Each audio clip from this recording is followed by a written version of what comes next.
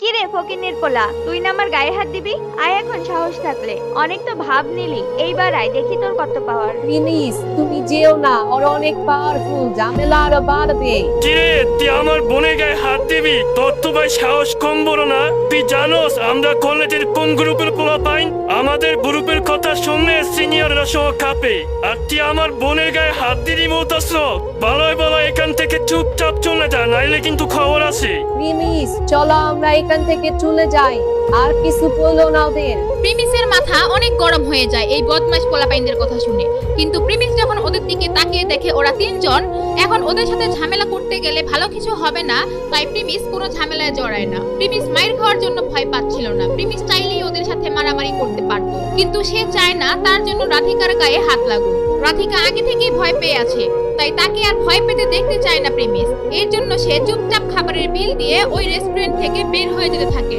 আর তখন জ্যোতির্ময়ী তাদেরকে শুনিয়ে শুনিয়ে বলে, আরে ভাই দেখ দেখ কি ভীতু বয়ফ্রেন্ড নিয়ে আসছে। আমার বয়ফ্রেন্ড এমন হইলে আমি কবে ব্রেকআপ করে দিতাম। প্রিমিস আর রাধিকা তাদের এই কথা শুনেও কোনো পাত্তা না দিয়ে রেস্টুরেন্ট থেকে বাইরে চলে যায়। এরপর প্রিমিস রাধিকার কাছে জানতে চায়, আচ্ছা রাধিকা, ওরা কিসের গ্রুপের কথা বললো? এই গ্রুপের এত কিসের পাওয়ার? ওরা তো কলেজে আইসা গুন্ডামি শুরু করে দিছে, আমার একটু বলো তো। ওদের যেই গ্রুপটা আছে না, এটা অনেক পাওয়ারফুল। এটা আমাদের কলেজের সামনে একটা গ্রুপ। কলেজের পোলাপাইনরা ওই গ্রুপে গিয়ে জয়েন করে, আর তাদের গ্রুপের পাওয়ারে সবার সাথে খারাপ ব্যবহার করে।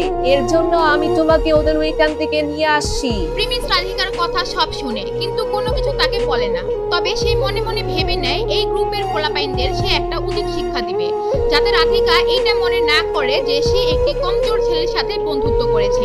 এরপর প্রিমিস ভাবে তার আসল পাওয়ার ব্যবহার করে সে একটা বদলা নেবে। আচ্ছা প্রিমিস, আমি কলেজের হোস্টেল ছেড়ে দিব ভাবছি।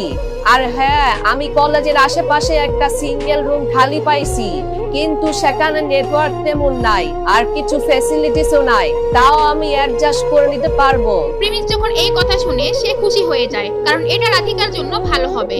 তাহলে ওই বদমাশ ছেলেগুলো রাধিকাকে আর ডিস্টার্ব করতে পারবে না। কিন্তু প্রিমিস জানে কলেজের পাশের রুমগুলো অতটা ভালো না, তাই সে নিজে ভাবে সে একটা ফ্ল্যাট কিনবে, আর সেখানে রাধিকাকে থাকতে দিয়ে তাকে একটা সারপ্রাইজ দিবে। আচ্ছা রাধিকা, তাহলে চলো এখন আমরা আমাদের বাসায় চলে যাই। এরপর তারা কিছুক্ষণ কথা বলে তাদের বাসায় চলে যায়। এর পরের দিন প্রিমিস কলেজে যায়নি। সে সরাসরি একটি ট্যাক্সি নিয়ে গোল্ডেন লিফ হাউসে চলে যায়। গোল্ডেন লিফ হাউস হচ্ছে একটি কোম্পানি যেখানে ফ্ল্যাট বিক্রি করা হয় অনেক সুন্দর সুন্দর।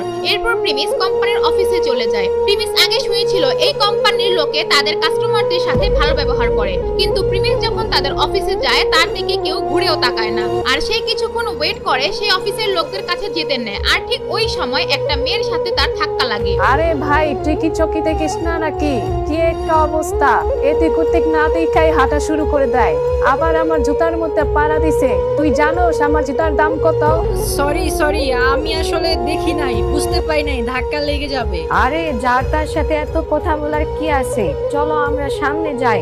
এখানে ওর সাথে সময় নষ্ট করে লাভ আছে নাকি? কোথায় থেকে আসে এরা আল্লাহ ভালো জানে। গোল্ডেন লিফ হাউসের ম্যানেজার যখন দূর থেকে এদেরকে প্রিমিসের সাথে কথা কাটাকাটি করতে দেখে, সে সাথে সাথে এখানে এসে উপস্থিত হয়। আর সে ওই দুইজন মহিলাকে স্বাগতম করতে থাকে, কিন্তু সে প্রিমিসের দিকে একটু তাকায়ও না। সে চায় না প্রিমিস আর এক মুহূর্ত এখানে থাকুক। সরি ম্যাডাম, আমাদের অফিসে আপনাদের একটা ব্যাড এক্সপিরিয়েন্স সহ্য করতে হলো। We are very very sorry ma'am. আপনারা তো জানেন আমাদের এই হাউজিং কত এক্সপেন্সিভ। তো কিছু লোক আছে যারা এখানে ফ্ল্যাট কেনার বাহানা করে ঢোকে, এসির বাতাস খেয়ে চলে যায়। এখন আমাদের আর কি করার, এগুলো সহ্য করতে হয় ম্যাম।